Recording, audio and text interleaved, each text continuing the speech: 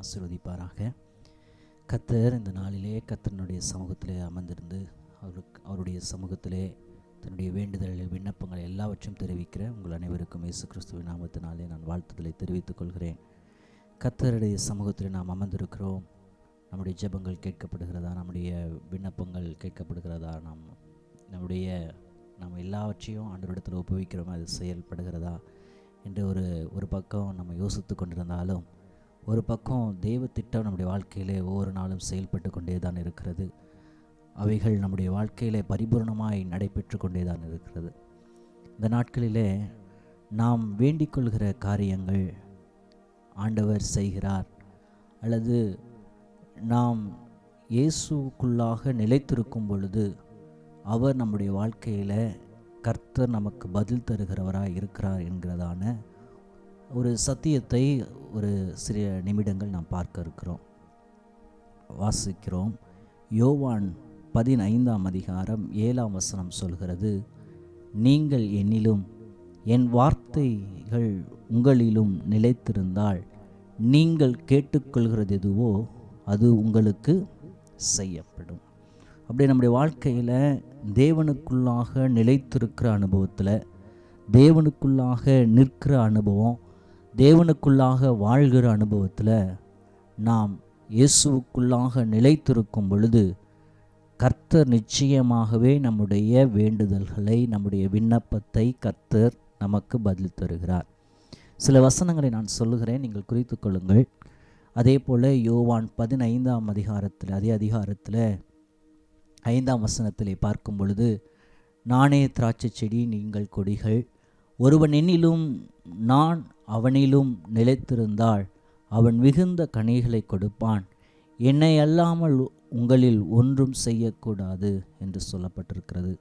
அப்போது தேவனுக்குள்ளாக நிலைத்திருக்கும் பொழுதுதான் நம்முடைய ஜெபங்கள் கேட்கப்படுகிறது. அவருடைய வார்த்தை நமக்குள்ளாக நிலைத்திருக்கும் பொழுதுதான், இயேசு நமக்குள்ளாக நிலைத்திருக்கிறாரா என்று நாம் சிந்திக்க வேண்டியது அவசியமாக இருக்கிறது. எப்படி நான் இயேசுவுக்குள்ளாக நிலைத்திருக்கிறேன்?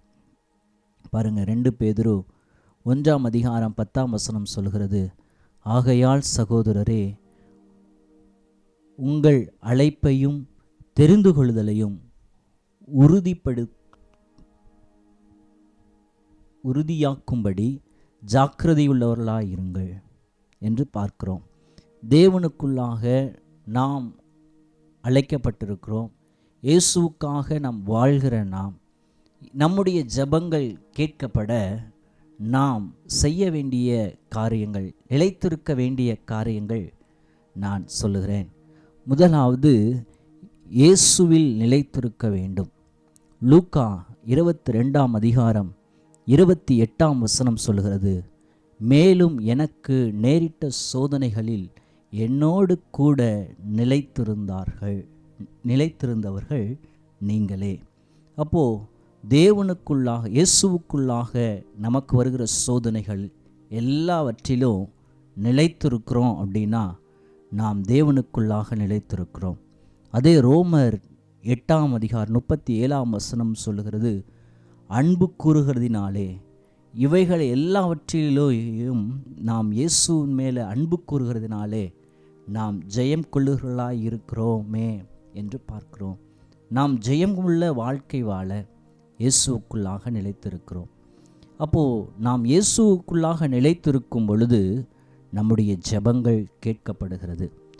அடுத்து யோவான் 8:31 சொல்கிறது, இயேசு தாம் விசுவாசித்த யூதர்களை நோக்கி, நீங்கள் என் உபதேசத்தில் நிலைத்திருந்தால் மெய்யாகவே என் சீஷராய் இருப்பீர்கள் என்று. பாருங்க, உபாகமம் 32:2 சொல்லுகிறது, ஆண்டவருக்குள்ளாக, இயேசுவுக்குள்ளாக, வசனத்திலே, அவருடைய உபதேசத்திலே நிலைத்திருக்க வேண்டும். இந்த கடைசி காலத்தில் நம்முடைய ஜெபங்கள் கேட்கப்படணும்னா உபதேசத்திலே, கர்த்தர் கொடுக்கிற வார்த்தையிலே, கர்த்தர் கொடுக்கிற அந்த ஜீவனுள்ள வார்த்தையிலே நாம் நிலைத்திருக்கும் போது தான் நம்முடைய வேண்டுதல்கள் கர்த்தர் நிறைவேற்றுகிறார் அல்லது செவி கொடுக்கிறார். அதற்குரிய பதிலை கர்த்தர் நமக்கு தருகிறார். 2 தீமோத்தேயு 3:16 வாசித்து பாருங்கள். அதிலேயும் சொல்லப்பட்டிருக்கிறது. 2 தீமோத்தேயு 3:16 உபதேசத்திலே நிலைத்திருக்க வேண்டும், வசனத்தை நாம் ஏற்றுக்கொள்ள வேண்டும். கர்த்தர் அந்த வசனத்தை நமக்கு தந்திருக்கிறார், அந்த வசனத்திலே நாம் நிலைத்திருக்க வேண்டும் என்று அங்கே பார்க்கிறோம். பாருங்க, 2 காரியத்தை பார்த்திருக்கிறோம். இயேசுவுக்குள்ளாக நிலைத்திருக்க வேண்டும், உபதேசத்தையுமாகிய வசனத்திற்குள்ளாக, தேவனுடைய வார்த்தைக்குள்ளாக நாம் நிலைத்திருக்கும் பொழுதுதான் நம்முடைய ஜெபங்கள், வேண்டுதல்கள் நிறைவேற்றப்படும். 3வது பார்க்கிறோம், யோவான் 15:9 சொல்லுகிறது, பிதா என்னில் அன்பாயிருக்கிறது போல நானும் உங்களில் அன்பாயிருக்கிறேன். என்னுடைய அன்பிலே நிலைத்திருங்கள். இயேசுவின் அன்பிலே நாம் நிலைத்திருக்க வேண்டும். ஆண்டவர் எதிர்பார்க்கிறது, நாம் சண்டை பண்ணுகிறவர்களாய் இருந்தால், கோபப்படுகிறவர்களாய் இருந்தால், நம்முடைய கோபம் இயேசுவை விட்டு விலகிறவர்களாய் இருக்கிறது, இயேசுவுக்குள்ளாக வாழ்கிற அனுபவத்தை விட்டு விலக்குகிறதாய் இருக்கிறது. அதனாலே நாம் ஒருவருக்கொருவர், ஒருவர் பட்சத்தில் ஒருவர் தேவனுக்கு உகந்ததாக அன்பாய் நாம் நிலைத்திருக்கும் பொழுது, அன்பிலே பரிபூர்ணப்படும் பொழுது, தேவன் நிச்சயமாகவே நம்முடைய வேண்டுதலின் சத்தத்தை அவர் கேட்கிறார். அவருக்குள்ளாக நிலைத்திருக்கிற அனுபவத்தை கர்த்தர் நமக்கு தருகிறார். 4வது பார்க்கிறோம், பாருங்க, அப்போஸ்தலர் 14:22. அப்போஸ்தலர் 14:22 சொல்லுகிறது, சீஷருடைய மனதை திடப்படுத்தி விசுவாசத்திலே நிலைத்திருக்கும்படி அவர்களுக்கு புத்தி சொல்லி என்று பார்க்கிறோம். அப்போது விசுவாசத்தில் 4வது நிலைத்திருக்க வேண்டும் என்று நாம் ஜெபித்தோம். விசுவாசம் என்கிற பதம் ஏறக்குறைய 50 இடத்திற்கு மேலே ஃபெய்த்தை குறித்து வேதத்தில் கொடுக்கப்பட்டிருக்கிறது. அப்போது நம்முடைய விசுவாசம் எப்படியாக இருக்கிறது? நம்முடைய ஜெபம் கேட்கப்பட நமக்குள்ளாக விசுவாசத்திலே நிலைத்திருக்கிறவர்களாக 1 யோவான் 5:4 1 யோவான் 5:4 தேவனால் பிறந்ததெல்லாம் உலகத்தை ஜெயிக்கும். நம்முடைய விசுவாசமே உலகத்தை ஜெயிக்கிற ஜெயம். அப்போது தேவனுக்குள்ளாக விசுவாசத்தில் நிலைத்திருக்கும் பொழுது, முதலாவது பார்த்தோம் இயேசுவுக்குள்ளாக நிலைத்திருக்க வேண்டும், 2வது பார்த்தோம் வசனமாகிய உபதேசத்திலே நிலைத்திருக்க வேண்டும், 3வது அன்பிலே நிலைத்திருக்க வேண்டும், 4வது சொல்கிறேன் விசுவாசத்தில் நிலைத்திருக்க வேண்டும். அப்பொழுதுதான் நம்முடைய ஜெபங்கள் கேட்கப்படுகிறதா இருக்கிறது. 5வது காரியம் 1 கொரிந்தியர் 7 20 24 வரைக்கும் நீங்கள் வாசித்து பார்ப்பீர்களானால் அங்கே கொடுக்கப்பட்டிருக்கிறது அன்பில் நிலைத்திருக்கிற அனுபவம், நம்முடைய அழைப்பிலே நிலைத்திருக்கிற அனுபவம். இயேசு நம்மை அழைத்திருக்கிறார், இயேசு நம்மை தெரிந்து கொண்டிருக்கிறார், இயேசு நமக்கு ஜீவனை தந்திருக்கிறார். ஆனால் நாம் அவருக்காக ஜெபித்து வேதம் வாசித்து நம்முடைய வாழ்க்கையிலே இயேசுவுக்குள்ளாக நிலைத்திருக்கிறோம் என்று நிரூபித்து காட்டின சூழ்நிலைகள் என்ன? இந்த நாள் வரைக்கும் கர்த்தர் நம்மளை அழைத்து வந்திருக்கிறார். நம்மளை அழைத்து நமக்கு ஒரு பொறுப்பை ஆண்டவர் நமக்கு கொடுத்திருக்கிறார். நமக்கு ஜீவனை தந்து நமக்கு சில காரியத்தை ஆண்டவர் கொடுத்து, ஒருவேளை பெரிய வீடாக இருக்கலாம், ஒருவேளை சின்ன வீடாக இருக்கலாம், அல்லது ஒருவேளை நல்ல சாப்பாடாக இருக்கலாம், ஒருவேளை ஒரு ஏழை சாப்பிடுகிற உணவாக இருக்கலாம். எப்படியா இருந்தாலும் ஆண்டவர் நம்மை அழைத்து அவர் நமக்கு கொடுத்திருக்கிற இந்த சூழ்நிலையில் நாம் அவருக்குள்ளாக எப்படி நிலைத்திருக்கிறோம், நம் அழைக்கப்பட்ட அழைப்பில், நாம் தெரிந்து கொள்ளப்பட்டிருக்கிற நிலையில் இயேசு சில காரியங்களை சொல்லும் பொழுது, நீ பரலோக ராஜ்யத்தை குறித்த காரியங்களில் செய்யாது இருக்கிறது எனக்கு மனதில்லை என்று சொல்லுகிறார். அப்போது பவுல் அடிக்கடி சொல்லுகிறது, ஜனங்களுக்கு சொல்லுகிறது, தேவனுடைய ராஜ்யத்தை, பரலோக ராஜ்யத்தை தேடுகிற ஒரு அனுபவத்தை அவர்களுக்குள்ளாக கற்றுக் கொடுக்கும் பொழுதெல்லாம் இந்த அழைப்பில் நீங்கள் இன்னும் உறுதியாய் ஓடுங்க, தேவனுக்காக இன்னும் வைராக்கியமாய் நில்லுங்கள் என்று அங்கே கற்றுக் கொடுக்கிறதை பார்க்கிறோம். அப்போது ஐந்தாவது, நம்முடைய அழைப்பில் உறுதியாக இருக்க வேண்டும். ஆறாவது சொல்கிறேன், 2 தீமோத்தேயு 3ஆம் அதிகாரம் 4ஆம் வசனம் இப்படியாய் சொல்லுகிறது, நீ கற்று நிச்சயித்து கொண்டிருக்கிறவைகளில் நிலைத்திரு, அவைகளை இன்னாரிடத்தில் கற்றாய் என்று நீ அறிந்திருக்கிறாமல்லாமல் என்று பார்க்கிறோம். அப்போது தேவனுடைய சமூகத்தில் நாம் கற்றுக்கொண்டிருக்கிற காரியங்கள், ஒவ்வொரு நாளும் அதிகாலையில் தேவனுடைய வார்த்தையை கேட்டுக்கொள்கிறோம், ஆலயத்தில் கேட்கிறோம், இரவு பொழுதில் தேவனுடைய சமூகத்தில் நின்று கேட்கிறோம், அல்லது நாம் வேதத்தை வாசிக்கும் பொழுது கர்த்தர் நம்மோடு பேசுகிறார். இவைகளெல்லாம் நாம் கற்றுக்கொண்டே தான் இருக்கிறோம். ஆனால் அதிலே நிலைத்திருக்கிறோமா, அந்த வார்த்தைக்கு நாம் செவி கொடுக்கிறோமா என்று ஆண்டவர் எதிர்பார்க்கிறார். கடைசியாக பார்க்கிறோம், 1 யோவான் 2ஆம் அதிகாரம் 27ஆம் வசனத்திலே பார்க்கிறோம், நீங்கள் அவராலே பெற்ற அபிஷேகத்தை உங்களில் நிலைத்திருக்கிறது என்று பார்க்கிறோம். அப்போது அபிஷேகத்தில் நிலைத்திருக்க வேண்டும். தேவனுடைய அபிஷேகம், அந்த வசனத்தை முழுவதுமாய் வாசித்து பார்ப்போமானால் 2ஆம் அதிகாரம் 1 யோவான் 2ஆம் அதிகாரம் 27ஆம் வசனத்தில், அப்போது படிங்கண்ணா. நீங்கள் அவராலே பெற்ற அபிஷேகம் உங்களில் நிலைத்திருக்கிறது, ஒருவரும் உங்களுக்கு போதிப்பதில்லை. அந்த அபிஷேகம் சகலத்தையும் குறித்து உங்களுக்கு போதிக்கிறது. அல்லேலூயா. அப்போது கர்த்தருடைய வசனம் நமக்கு சகலத்தையும் போதிக்கிறது, அபிஷேகம் சகலத்தையும் போதிக்கிறது. ஆனால் நாம் இயேசுவுக்குள்ளாக நிலைத்திருக்கிறோமா? இந்த நாளிலே கர்த்தருடைய சமூகத்தில் வந்திருக்கிற நாம் ஒரு விசையாய் இயேசுவுக்குள்ளாக நிலைத்திருக்கிறோமா?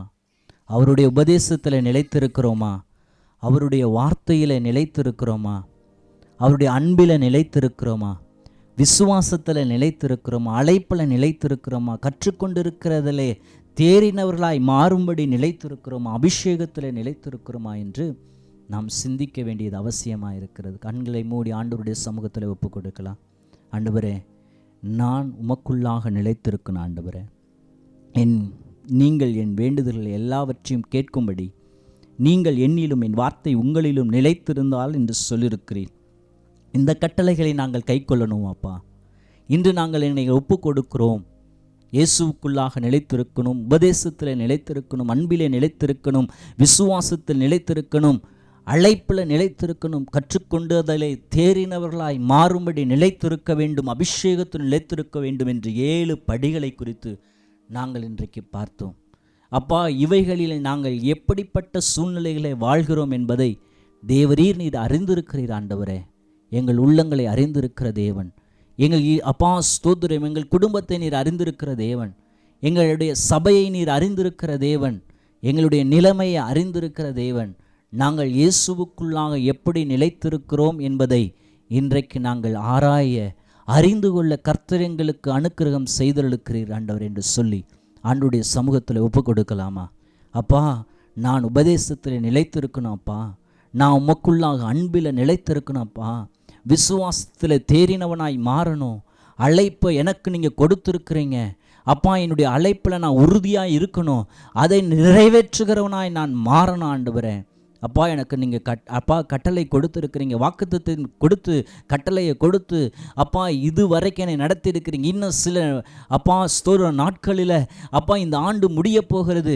ஆனால் நான் அழைக்கப்பட்டிருக்கிற நான், அப்பா தெரிந்து கொள்ளப்பட்டிருக்கிற நான், என்னிலே நிலைத்திருக்கிற அந்த சூழ்நிலை அப்பா, உமக்காய் நான் செய்ய வேண்டிய பணிகள், உமக்காய் நான் கர்த்தாவே நிறைவேற்றுகிற பணிகள் எல்லாம் சீக்கிரத்தில் முடிக்க கர்த்தனுக்கு அனுக்கிரகம் செய்யுங்க என்று சொல்லி ஆண்டவரிடத்தில் ஒப்பு கொடுக்கலாமா?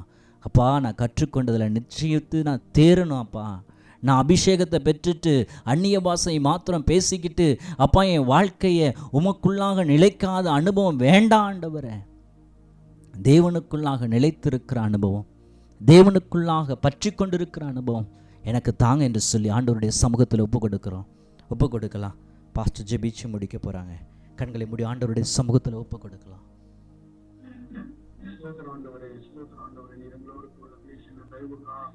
நன்றி சொல்லுகிற தகப்பனே, ஆண்டவரே நிலைத்திருப்பதை குறித்து ஆண்டவரே நீர் எங்களோடு கூட 8 விதமான காரியத்தை கூட எங்களோடு கூட நீங்க பேசி இருக்கிறீங்க. இந்த ஆண்டவரே வருஷத்தின் கடைசியில வந்திருக்கிற நாங்கள் ஆண்டவரே இந்த வருடம் முழுவதும் நாங்கள் ஆண்டவரே ஒவ்வொரு ஞாயிற்றுக்கிழமைகளிலும் ஆண்டவரே தேவனுடைய சத்தியத்தை கேட்கிறோம். ஆண்டவரே உமக்கு ஸ்தோத்திரம். தேவ அன்பை நாங்கள் உணர்கிறோம், உபதேசத்தை நாங்கள் கற்றுக்கொள்ளுகிறோம். ஆண்டவரே உமக்கு ஸ்தோத்திரம். ஆண்டவரே அப்பா உமக்கு ஸ்தோத்திரம். ஆண்டவரே அபிஷேகத்திலே நாங்கள் நிரம்பி நிற்கிறோம். ஆனால் எல்லாவற்றிலும் நாங்கள் நிலைத்திருக்கிறோமா என்று எங்களே நாங்கள் சோதித்து பார்க்க கர்த்தர் இந்த நாளிலே எங்களோடு கூட நீ பேசின தயவுக்காக நன்றி. இந்த 8 விதமான ஆண்டவரே நிலைத்திருப்பதில்லை ஆண்டவரே, நாங்கள் ஆண்டவரை நிலைப்பட ஆண்டவரே எங்களை அர்ப்பணிக்கிறோம். ஆண்டவரே கர்த்தாவே உமக்கு ஸ்தோத்திரம். ஸ்தோத்திரம் ராஜா. உலகத்துக்காக, உலக மனுஷர்களுக்காக நாங்கள் ஆண்டவரே எங்களை ஆண்டவரே அப்பா உமக்கு ஸ்தோத்திரம் மாற்றிக்கொண்டோமா எங்க மனநிலைய என்பதையெல்லாம் நாங்கள் சீர்தூக்கி பார்த்து ஆண்டவரே உமக்கு ஸ்தோத்திரம் எங்களுக்காய் ஜீவனை கொடுத்து எங்களை அழைத்த தேவனுடைய கரத்துல நாங்கள் நின்று ஆண்டவரை சமூகத்துல நின்று எங்களை நாங்கள் சோதித்து பார்த்து என்னென்ன காரியத்துல நாங்கள் ஆண்டவரை நிலைத்தில்லாத தன்மையில நாங்கள் இருக்கிறோமோ, நிலைத்திராத தன்மையில நாங்கள் இருக்கிறோமோ ஆண்டவரே அப்பா அதையெல்லாம் நாங்கள் ஆண்டவரே இந்த நாட்களிலே சீர்படுத்திக் கொள்ள ஆண்டவரை நிலைப்படுத்திக் கொள்ள கர்த்தர்களுக்கு உதவி செய்திருவீராக. நீர் எங்களை சீர்படுத்துகிற தேவன், எங்களை ஸ்திரப்படுத்துகிறவர், எங்களை ஒழுங்குபடுத்தி நிலைநிறுத்த பண்ணுகிற தேவன் அல்லவா? கர்த்தாவே தெசலோனிக்கேயர்ல சொல்லுகிறபடி ஆண்டவரை எங்களை சீர்படுத்தி ஸ்திரப்படுத்தி ஆண்டவரே கர்த்தர் தாமே நீர் எங்களை ஆண்டவரை நிலைப்படுத்துவீராக. தகப்பனே உம்முடைய வல்லமையுள்ள கரம் எங்களை அளவில்லாமல் ஆளுகை செய்யட்டும். ஆண்டவரே உங்கள் கரத்திலே நாங்கள் ஒப்புக்கொடுக்கிறோம். கர்த்தர் தாமே இந்த இரவு நேரத்திலே ஆண்டவரை பங்கெடுத்த ஒவ்வொரு பிள்ளைகளுக்காக நாங்கள் ஜெபம் பண்றோம். ஆண்டவரே ஒவ்வொரு பிள்ளைகளுடைய குடும்பங்களை தேவரீ நீர் ஆசீர்வதிப்பீராக. அவர்களுக்கும் தனிப்பட்ட விதங்களிலே ஆண்டவரே ஜெப விண்ணப்பங்கள் உண்டு. ஆண்டவரே எல்லா ஜெப விண்ணப்பங்களையும் கர்த்தர் ஆண்டவரே அப்பாவுக்கு ஸ்தோத்திரம் கேட்டு அவங்க வாழ்வில் நீங்க அதிசயங்களை அற்புதங்களை கர்த்தர் நீங்க செய்யும்படியாய் நாங்கள் ஜெபம் பண்ணுகிறோம். தேவனே நீ செய்யும்படியாய் நாங்கள் ஜெபிக்கிறோம். உங்க வல்லமையில கரம் ஆளுகை செய்யும்படியாய் நாங்கள் ஜெபிக்கிறோம். உங்க கிருபையின் கரம் ஆட்கொண்டு நடத்தட்டும். பிள்ளைகள் ஆண்டவரே இந்த 40 நாட்கள் ஜெபத்துல ஆண்டவரே தொடர்ந்து ஜெபித்துக் கொண்டிருக்கிறாங்க. இது மூலமாய் ஜெப ஆவி ஒவ்வொருவரையும் ஒவ்வொரு குடும்பங்களையும் பிள்ளைகளையும் பற்றி பிடிக்கும்படியாய் நாங்கள் ஜெபம் பண்ணுகிறோம். ஆண்டவரே தொடர்ந்து நாங்கள் ஜெபத்துல தரித்திருக்கிறவர்களாய் இந்த ஆண்டவரே ஜெபங்கள் முடிந்தாலும் எங்கள் தனிப்பட்ட வாழ்க்கையில் நாங்கள் நன்றாக ஜெபிக்கிறவர்களாய், அதிகாலையில் எழுந்து ஜெபிக்கிறவர்களாய், இரவு நேரத்தில் நாங்கள் ஜெபிக்கிறவர்களாய் எங்கள் வீட்டை மாற்றுவீராக, எங்கள் எண்ணங்களை மாற்றுவீராக, எங்கள் இருதயங்களை மாற்றுவீராக. அற்புதமாய் நடத்தி செல்லும் ஆசீர்வதி வழிநடத்தும் இயேசுவின் இரத்தத்துக்குள்ள பிள்ளைகள் ஒவ்வொருவரையும் ஒப்புக் கொடுக்கிறேன். ஆண்டவரே இந்த நாளிலே ஆண்டவரே அப்பா உமக்கு ஸ்தோத்திரம். ஆண்டவரே அப்பா இந்த ஊழியத்தை செய்தவங்களுடைய பிள்ளைகளை கரத்துல ஒப்புக் கொடுக்கிறேன். கர்த்தர் தாமே ஆசீர்வதியும். இதுவரைக்கும் ஆண்டவரே இந்த பிள்ளைகள் ஆண்டவரே ஒவ்வொரு காரியத்திலும் ஊழியத்துல இணைந்து செய்கிற இந்த பிள்ளைகளுடைய ஆண்டவரே அப்பா உமக்கு ஸ்தோத்திரம் காரியங்களை கர்த்தருடைய கரம் இருந்து ஜெயமாய் நடத்துவீராக. தகப்பனே அதுக்கேற்ற பலனையும் ஆசீர்வாதங்களையும் கர்த்தர் பரத்திலிருந்து கர்த்தர் தந்திரும்படியாய் நாங்கள் ஜெபம் பண்ணுகிறோம். நாம மகிமைப்படட்டும். ஆளுகை செய்யும். இரவே நல்ல தூங்கி எழுந்திருக்க கர்த்தர் இயேசுவின் நாமத்தில் ஜெபிக்கிறோம் நல்ல பிதாவே. ஆமென் ஆமென். ஆத்துமாவே கர்த்தரை ஸ்தோத்திரி, என் உள்ளமே பரிசுத்த நாமத்தை ஸ்தோத்திரி. ஆத்துமாவே கர்த்தரை ஸ்தோத்திரி. சகல உபகாரங்களில்